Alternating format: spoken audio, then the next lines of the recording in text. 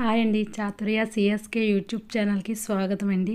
ఈరోజు పానీపూరి అండి. చాలా సింపుల్గా ఇంట్లో చేసుకొని పిల్లలకు పెట్టుకుంటే చాలా బాగుంటుందండి. చాలా ఈజీగా చేసుకోవచ్చు. దానికోసం ఇక్కడ నేను ఒక కప్పు మైదా పిండి తీసుకున్నానండి. ఒక బౌల్లోని వేసుకున్నాను. ఒక కప్పు మైదా పిండి, ఒక కప్పు మైదా పిండికి 3/4 కప్పు ఉప్మా నూకండి. అదే సూజీ అంటాం కదా, గోధుమ రవ్వ, అది వేసుకోవాలి. ఫుల్గా వేసుకున్నా పర్వాలేదు. నేను ఇక్కడ 3/4 కప్పు వేసుకున్నాను. అలాగే వంట సోడా అండి 1/2 టీ స్పూన్ వేసుకున్నాను. అలాగే సాల్ట్ మటుకి తగినంత కాదు, కొంచెం తగ్గించే వేసుకోవాలండి సాల్ట్. ఇంకా ఆయిల్ అదే ఏం వేయక్కర్లేదు. ఒకసారి ఇవన్నీ కలిసేలాగా బాగా కలుపుకొని మనం చల్ల వాటరే వేసుకొని కొంచెం కొంచెంగా వేసుకుంటూ కలుపుకోవాలండి. ఎక్కువ వాటర్ కూడా పట్టదు కలపడానికి, అందుకనే చూసుకుంటూ కలుపుకోవాలండి. చాలా బాగా పొంగుతాయండి. ఈ విధంగా కలుపుకొని నిదానంగా కలుపుకొని ఈ విధంగా చేసుకుంటే పూరీలు అనేవి చాలా బాగా పొంగుతాయి. మనం బయటన ఎలా ఉంటాయో పూరి అదే టేస్ట్ అదే విధంగా పొంగుతాయండి. ఎక్కడ రుచి అనేది మారదు. ఈ విధంగా చేసుకుంటే ఎక్కడ మీరు స్కిప్ చేయకుండా చూడండి వీడియో మొత్తం. అప్పుడు పానీపూరి అనేది మనం ఇంట్లోనే ఎంత బాగా చేసుకొని తినచ్చా, ఎంత బాగుంటాయో అనుకుంటారు మీరు. దానికోసం ముందు మనం ఆ పిండి నానబెట్టుకొని పక్కన పెట్టుకొని పానీ కోసం రెడీ చేసుకుంటున్నామండి. మిక్సీ జార్లో పుదీనా, కొత్తిమీర, ఒక 4 పచ్చిమిరపకాయలు, ముందుగా ఒక నిమ్మకాయ సైజ్ అంత చింతపండు నానబెట్టానండి. ఆ చింతపండు వాటర్తో సహా అందులోనే వేసి మనం మిక్సీ పట్టుకోవాలండి, పేస్ట్ లాగా. ఇలాగ పానీ కోసం ఇలా మిక్సీ. కారం అనేది ఇంకా కావాలంటే వేసుకోవచ్చండి, దీనికి మాకైతే సరిపోద్ది.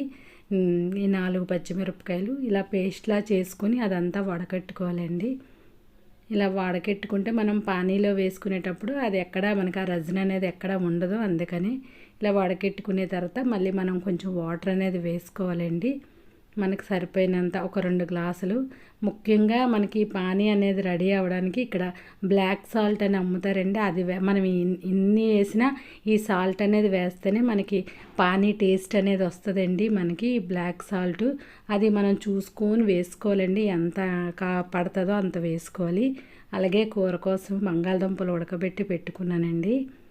ఈ బంగాళదుంపలను బాగా ఉడికిన తర్వాత మనం బాగా స్మాష్ చేయాలి. వీటిని చేసి సింపుల్గానే కూర అనేది అయితే మటుకి పెద్దగా మనం ఏం చేసుకోకర్లేదండి. అందులోనే తగినంత కారం, సాల్ట్ వేసుకోవాలి. వేసుకొని చాట్ మసాలా ఉంటుంది కదండి, అది కూడా వేసుకుంటే టేస్ట్ బాగుంటుంది. వేసుకొని మనం పానీ తయారు చేసి పెట్టుకున్నాం కదండి పూరీ కోసం, ఆ పానీ వాటర్ వేసుకొని కలుపుకోవాలండి. అప్పుడు ఈ కూర అనేది టేస్ట్ చాలా బాగుంటుంది. కొంచెం కొంచెంగా వాటర్ చూసుకుంటూ వేసుకొని కలుపుకొని పక్కన పెట్టుకోవడమేనండి. కూర అయితే మటుకి చాలా సింపుల్గా చేసుకోవచ్చు. ఇంక ఇందులో ఏం వేసుకోక్కర్లేదండి, బాగుంటుంది. ఇలా సరిపోతుంది మనకి. ఇవన్నీ ఇలా పక్కన పెట్టాక అప్పుడు మనం పూరి అనేది చేసుకోవాలి. ఇలా నానిన తర్వాత చక్కగా సాఫ్ట్గా మనకి ముద్ద అనేది చక్కగా వస్తుందండి. ఇలా చిన్న చిన్న ఉండల కింద మనం చిన్న అలాగా గోళీల్లాగా బౌల్స్ అనేవి చేసుకొని అన్నీ కాదండి, సగం పిండికి చేసుకోవాలి, మళ్ళీ ఆరిపోతాయి. అందుకే సగం ఉండలు చేసుకున్నాక మిగతాది మనం మూత పెట్టి పక్కన పెట్టుకోవాలి. ఇలాగే మనం చపాతీ కర్రతోని పీట మీద ఇలాగ జస్ట్ మరీ ఎక్కువ ఫ్రెష్ చేయకుండా అలా చేసుకొని వేసుకోవడమేనండి. పూరి మటుకి చాలా బాగా పొంగుతుందండి. ఒక గంట సేపు మనం ముందుగా నానబెట్టి పెట్టుకోవడమే. ఇందులోని ఇంకే ప్రాసెస్ ఉండదండి.